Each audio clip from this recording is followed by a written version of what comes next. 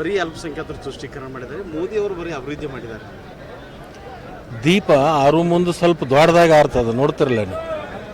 ಹಂಗೆ ಅನಂತಕುಮಾರ್ ಹೆಗಡೆ ಅವರು ರಾಜಕೀಯದಿಂದ ಕಳೆದು ಹೋಗ್ತಕ್ಕಂಥ ಸಂದರ್ಭದಲ್ಲಿ ಇಂಥ ಆವಾಜ ಶಬ್ದಗಳನ್ನು ಮಾತನಾಡಿ ತಮ್ಮ ಅಸ್ತಿತ್ವವನ್ನು ತಾವೇ ಕಳ್ಕೊಳ್ತಕ್ಕಂಥದ್ದು ಪ್ರಾರಂಭವಾಗಿದೆ.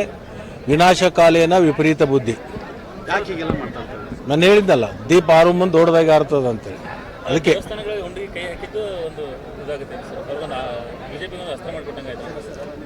ಯಾವುದು ಅಸ್ತ ಆಗಲ್ಲ, ಏನೂ ಆಗಲ್ಲ.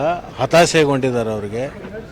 ಅವ್ರಿಗೆ ಟಾರ್ಗೆಟ್ ಕೊಟ್ಟಿದ್ದಾರೆ ಕೇಂದ್ರದ 28 ಗೆಲ್ಲಬೇಕು ಅಂತೇಳಿ. ಇಲ್ಲಿ ಹತಾಶೆ ಆಗಿ ಗೆಲ್ಲುವುದಿಲ್ಲ ಅನ್ನುವಂಥದ್ದು ಒಂದು ಭ್ರಮನಿರಸದಲ್ಲಿ ಇಂಥ ಮಾತುಗಳನ್ನು ಆಡ್ತಾ ಇದ್ದಾರೆ.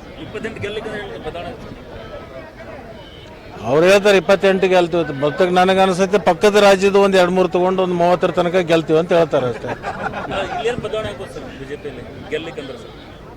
ಅಲ್ಲಿ ಬದಲಾವಣೆ ಆಗುವಂಥ ಪ್ರಶ್ನೆನೂ ಉದ್ಭವ ಆಗೋದಿಲ್ಲ. ಅಲ್ಲಿ ಎಲ್ಲಿ ಕೂಡ್ಬೇಕು ಅಲ್ಲಿ ಕೂತಿದ್ದಾರೆ, ಇನ್ನೇನು ಬದಲಾವಣೆ ಆಗ್ಬೇಕು?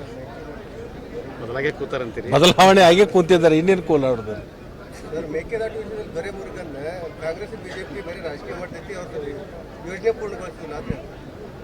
ಅವಧಿ ಇದೆ, ಈಗ 8 ತಿಂಗಳಾಗಿದೆ, ಇನ್ನೂ 4 ವರ್ಷ 4 ತಿಂಗಳಿದೆ. ಅಷ್ಟರೊಳಗೆ ಅದು ಮೇಕೆದಾಟು ಇರ್ಬೋದು,